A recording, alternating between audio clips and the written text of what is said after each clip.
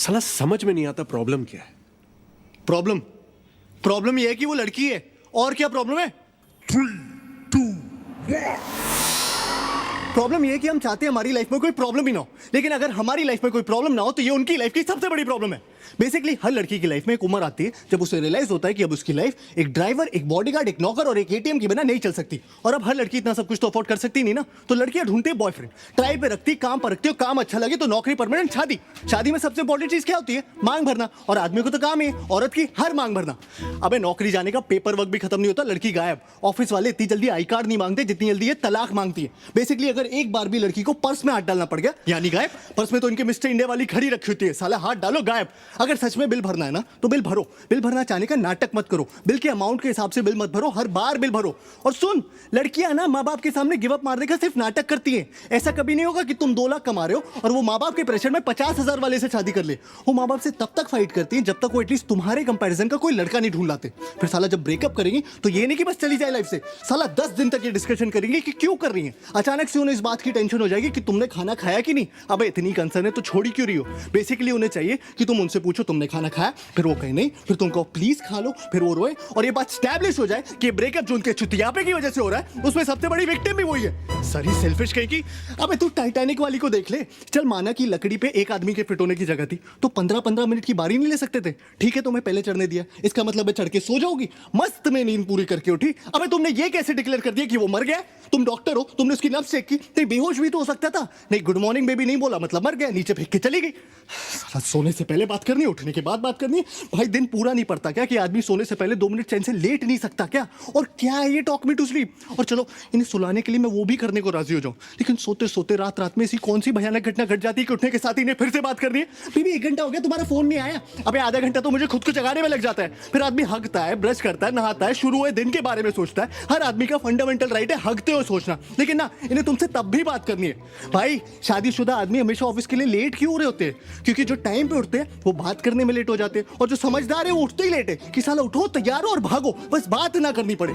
और ये सब बर्दाश्त करने के बाद इनका सबसे बड़ा चुतियापा ये है कि इन्हें सेक्स के बाद भी बात करनी है।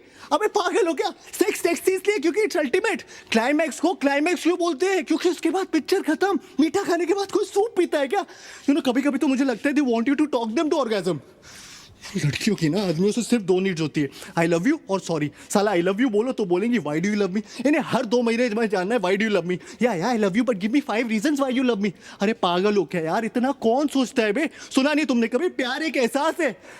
और उससे भी बड़ा चुतियापा है सॉरी, क्योंकि इवेंचुअली हर आदमी थक हार के सॉरी बोल ही देता है, लेकिन सॉरी बोलने के बाद मामला खत्म नहीं होता। सॉरी बोलने के बाद असल मामला शुरू होता है कि तुम्हें पता भी तुमने सॉरी क्यों बोला। अरे तुम्हें यह भी नहीं पता तुमने सॉरी क्यों बोला? अरे जिस बारे में लड़ाई हो रही है उसी बारे में सॉरी बोल रहा हो ना।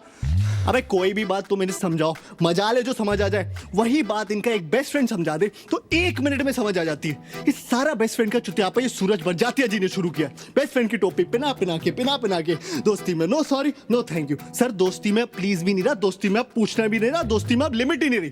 दोस्ती में लड़का लड़की के घर आके चाहे जितने भी दिन रहना चाहता है रह सकता है। दोस्ती में लड़की लड़के की गोद में बैठ जाए, प्लेटोनिक है। दोस्ती में लड़की दारू पी के लड़के की पप्पी ले ले, प्लेटोनिक है। दोस्ती में लड़की लड़के के सामने कपड़े बदल ले, वो भी है। दोस्ती में तो शायद सेक्स भी प्लेटोनिक ही होता होगा। इनके कपड़ों के बारे में जरा सा कुछ बोल दो, अचानक से फेमिनिस्ट टाइप हो जाएंगी। You can tell me what to wear. अरे जब तुम मुझे बता सकती हो कि मैं क्या पहनूं तो मेरा बताना अचानक से equality, liberty, individuality, freedom, sovereignty का इशू कैसे बन जाता है?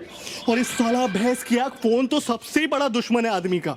क्या है ना, हर रिलेशनशिप में एक स्टेज आती है जब आपको फोन पे बात करते हुए पता होता है कि इस कॉन्वर्सेशन में एक पॉइंट के बाद लड़ाई होनी है, लेकिन आप फोन कट नहीं कर सकते क्योंकि लड़कियों के हिसाब से तो आपके फोन पे कट करने का बटन ही नहीं होना चाहिए। वो कट कर सकती है क्योंकि वो उनका हक है या उनको सिर्फ मास्टर शेफ देखना है, लेकिन आप नहीं, क्योंकि एयरटेल अब फोन ही नहीं टीवी पे भी आपकी मारने के लिए आ गया। मैच रिकॉर्ड करो बाद में देखो। अबे औरतें कन्विंस होगी कि मैच रिकॉर्ड करके बाद में देखना एक जेन्युइन प्रोपोजिशन है। अबे कौन सा सेल्फ रिस्पेक्टिंग मर्द मैच बाद में रिकॉर्ड करके देखता है बे?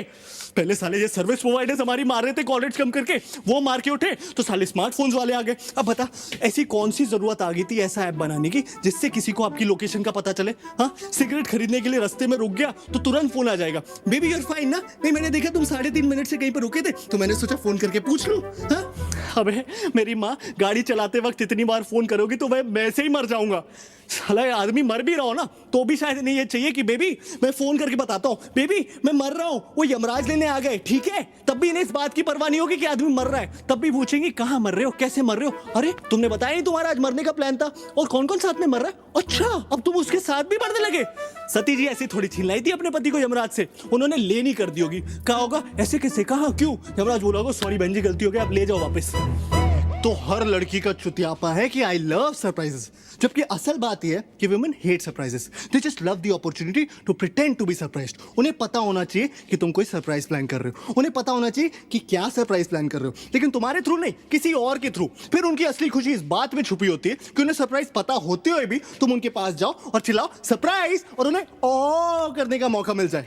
लड़कियों के हर सवाल पे एक दूसरा सवाल छुपा होता है, लेयर्स होते हैं। तुम्हें लग रहा होगा वो तुमसे पूछ रही छोले कैसे बने, अगर तुम्हें अच्छे लगे तो ठीक है, गलती से भी उस छोले में कुछ कमी निकाल लो तो वो रेसिपी उसकी माँ ने दी होगी, और अगर तुम्हें उसकी माँ की दी हुई रेसिपी के बने हुए छोले नहीं पसंद, मतलब तुम उसकी फैमिली को हेट करते हो।